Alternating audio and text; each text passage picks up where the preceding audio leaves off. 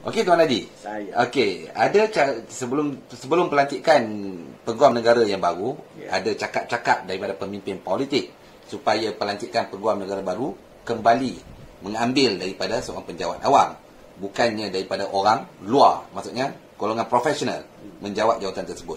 Begitu juga dengan KPSPRM. Apa pandangan Tuan Haji? Satu soalan yang bagus dan satu kenyataan yang memang betul, ada banyak pandangan yang diutarakan pada masa itu. Saya rasa ada dua perbezaan. Ada satu perbezaan, tak maaf, berkaitan dengan Peguam Negara dan KPSPRM. Tak kalah sekarang, iaitu pada masa peletakan jawatan dan pelantikan baru berlaku. Saya setuju dalam hal keadaan yang dilalui oleh pejabat Peguam Negara, sebaiknya pada masa ini, seperti mana yang telah diperkenalkan dan dilantik oleh Kebawah Duli, dilantiknya Tan Sri Idrus Harun sebagai Peguam Negara yang baru, yang mana mempunyai pengalaman yang cukup daripada sistem pejabat Peguam Negara, daripada mahkamah dan juga beberapa agensi awam yang beliau telah terajui sebelumnya. Kerana apa saya katakan begitu? Sebab pada masa Tommy Thomas menjadi Peguam Cara, saya telah berulang kali juga nyatakan dalam kenyataan saya, iaitu Tommy Thomas mengamalkan sistem menswastakan pejabat Peguam Negara yang mana adalah tidak sihat sama sekali. Ia menjatuhkan moral, menjatuhkan semangat pihak-pihak pegawai-pegawainya di pejabat Peguam Negara yang lebih kurang berjumlah 1,200 yang selama ini telah berkhidmat untuk negara tanpa mengira masa, tenaga, wang duit atau imbuhan. Tidak. Dan mereka telah berjaya selama tempoh 60 tahun lebih sebelum ini membina negara di atas konsep keadilan dan kesaksamaan tanpa jemu-jemu. Tapi bila Tommy Thomas masuk, hampir kesemua perkara yang penting di bawah urus tadbir beliau dilakukan melalui penggunaan peguam-peguam swasta, yang mana telah saya sentuh sebelum ini. Jadi kalau dilantik juga seorang lagi peguam daripada swasta, makanya ini tidak menyihatkan semangat pejabat Peguam Negara pada masa ini.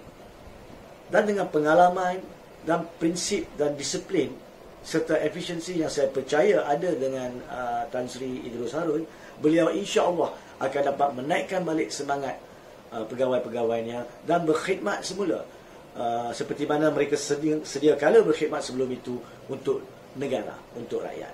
So, berkaitan dengan Peguam Negara, memang saya setuju diambil keluar daripada, jangan dilantik lagi peguam swasta untuk kali ini tapi dilantik pengkhidmat awam seperti Tan Sri Idrus Harun. Masa depan terserah balik, siapa yang lebih layak pada masa itu hendaklah dipilih tanpa mengira sama ada dia datangnya daripada sistem kehakiman sahaja, sama ada daripada sistem perundangan pejabat Peguam Negara, ataupun daripada peguam-peguam swasta yang telah mempunyai pengalaman tertentu. So itu kemudian. Dan KPSPRM pula tak sama. KPSPRM, to be fair to Latif Pakoya, beliau selama beliau menerajui SPRM, dalam pahaman saya dan kita boleh lihat sendiri, dia tidak pernah menswastakan SPRM. Tidak pernah dia menjatuhkan, saya percaya, semangat ataupun moral pegawai-pegawai SPRM, melainkan satu isu berkaitan pelepasan rakaman audio pada 8 Januari. That's an issue on its own. Tapi banyak perkara yang beliau buat daripada lantikan beliau, membatalkan baju oren, pengeluaran notis di bawah Seksyen 92 dan beberapa perkara lain lagi adalah tindakan-tindakan yang menaikkan semangat dan menunjukkan kebolehan yang lebih tinggi institusi SPRM. Jadi bagi saya, untuk SPRM tiada halangan pada ketika itu kalau dilantik sesiapa daripada luar.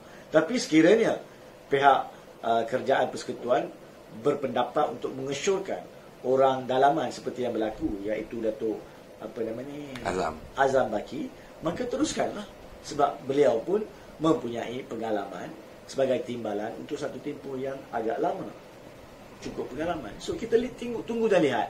Tapi secara amnya saya bersetuju pelantikan kembali kepada penjawat awam untuk Peguam Negara pada zaman sekarang ni, yakni tahap bulan Mac 2020. Tapi tidak semestinya saya setuju kena juga dibuat untuk SPRM. Tapi kalau tiada calon lain di luar, memang Kalau dah timbalannya berpengalaman, tak ada salah dilantik.